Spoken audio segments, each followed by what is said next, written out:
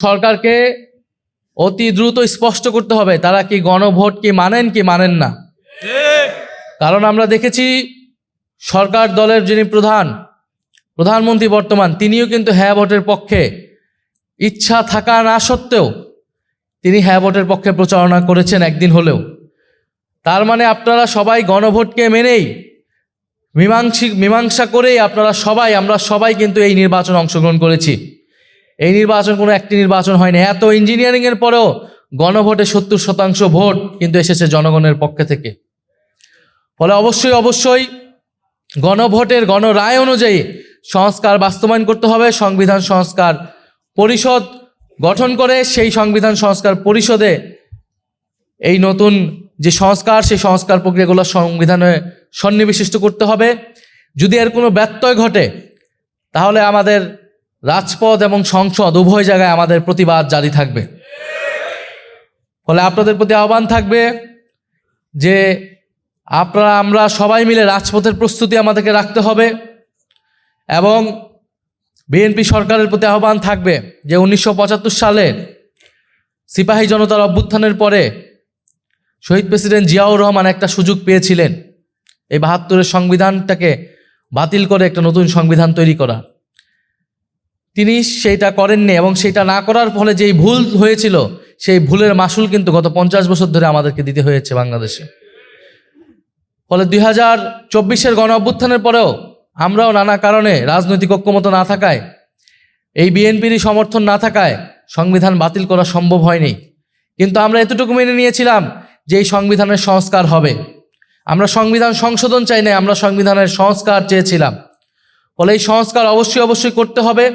সেই সংবিধান সংস্কারের জন্য, বিচারের জন্য আমাদের এই লড়াই, আমাদের এবারের গণ অভ্যুত্থান পরবর্তী এই নির্বাচন, সেই কমিটমেন্ট নিয়ে আমরা সংসদে এসেছি। অথবা আমরা যারা রাজনীতি করছি 11 দলের পক্ষ থেকে, আমরা সামনের দিনগুলোতে সেই সংস্কারের পক্ষে, বিচারের পক্ষে আমাদের অবস্থান জারি রাখবো। ত্রয়োদশ জাতীয় সংসদ নির্বাচন এবং গণভোট একই সাথে অনুষ্ঠিত হয়েছিল।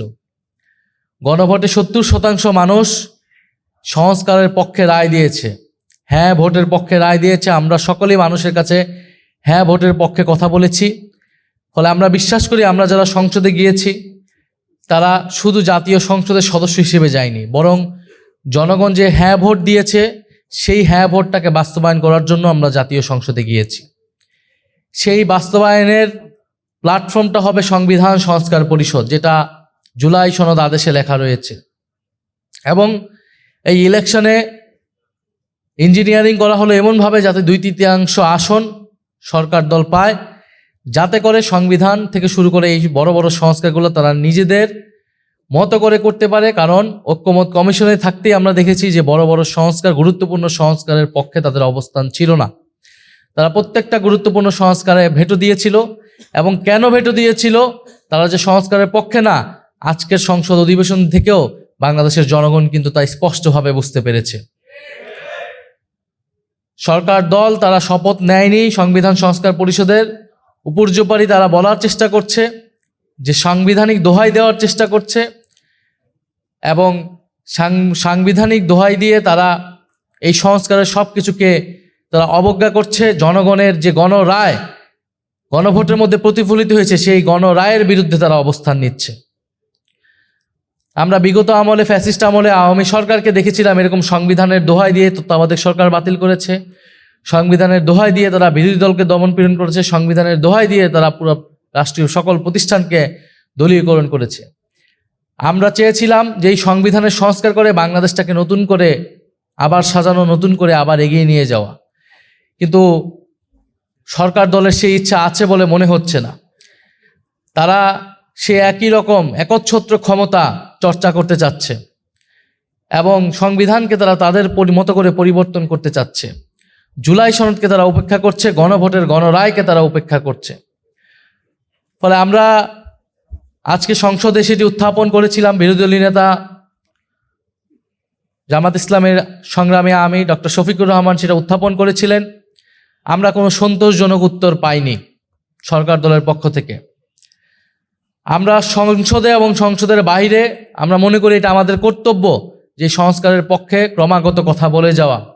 বাংলাদেশের মানুষ, বাংলাদেশ যেহেতু একটি গণ অভ্যুত্থানের মধ্য দিয়ে, রক্তাক্ত গণ অভ্যুত্থানের মধ্য দিয়ে পরিবর্তনের পথে হেঁটেছে, আমরা বলেছিলাম যে আমরা কোনো স্বৈরতান্ত্রিক ব্যবস্থা আমরা চাই না। আমরা এমন একটা বাংলাদেশ চাই যেখানে স্বৈরাচার বা ফ্যাসিবাদ আবার নতুন করে তৈরি হবে না। বাংলাদেশে গণতন্ত্র এবং ইনসাফ প্রতিষ্ঠা হবে, মানুষের কথা বলার অধিকার থাকবে, সমাজে ন্যায় বিচার থাকবে। আমরা দেখেছি বিগত ফ্যাসিস্ট আমলে শেখ হাসিনা সরকার কিভাবে বাংলাদেশের রাষ্ট্রীয় প্রতিষ্ঠানগুলোকে ধ্বংস করেছিল, বিচার ব্যবস্থাকে ধ্বংস করেছিল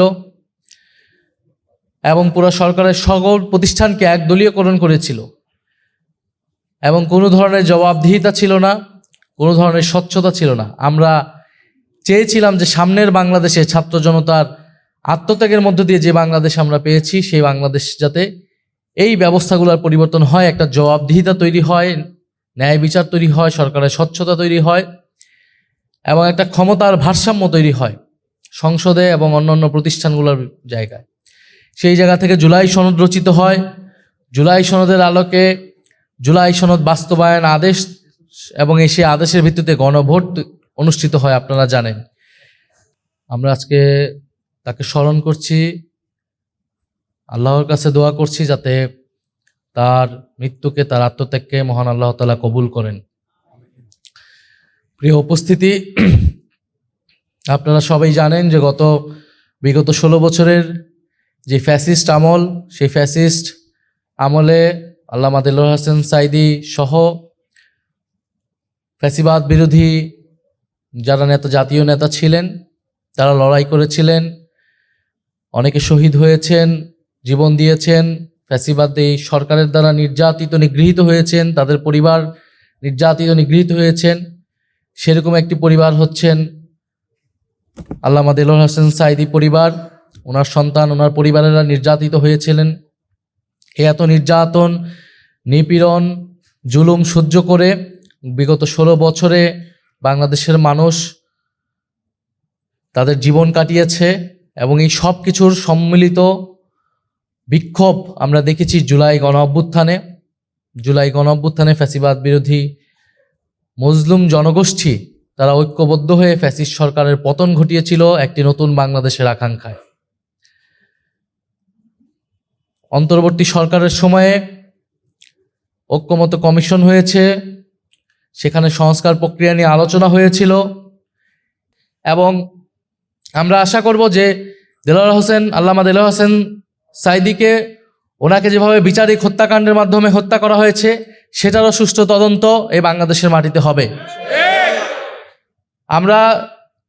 আমরা বাংলাদেশে ন্যায় বিচার চাই, ইনসাফ চাই, কিন্তু 2013 সালে যেভাবে বিচারিক হত্যাকাণ্ড তৈরি করা হয়েছিল, জুডিশিয়াল কিলিং তৈরি করা হয়েছিল, যেটার মাধ্যমে বিরোধী দলকে দমন, বিরোধী দলের মতকে নিঃশেষ করে দেওয়ার একটা ষড়যন্ত্র ছিল এবং এই ষড়যন্ত্র শুধু বাংলাদেশি ষড়যন্ত্র না, এটা দেশি বিদেশি ষড়যন্ত্র ছিল। ফলে সেই দেশি বিদেশি ষড়যন্ত্রের মধ্যে দিয়ে বাংলাদেশকে কিন্তু ফ্যাসিবাদের মধ্যে নিয়ে যাওয়া হয়েছিল। তো সেটার সুষ্ঠু তদন্ত প্রয়োজন এবং সেটা ন্যায় বিচার প্রয়োজন।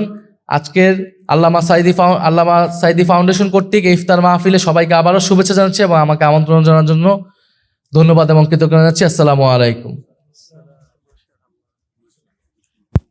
মাশাআল্লাহ, আমরা অত্যন্ত মোবারকবাদ জানাই যে আমাদের প্রিয় ভাই, সম্মানিত এমপি নাহিদ ইসলাম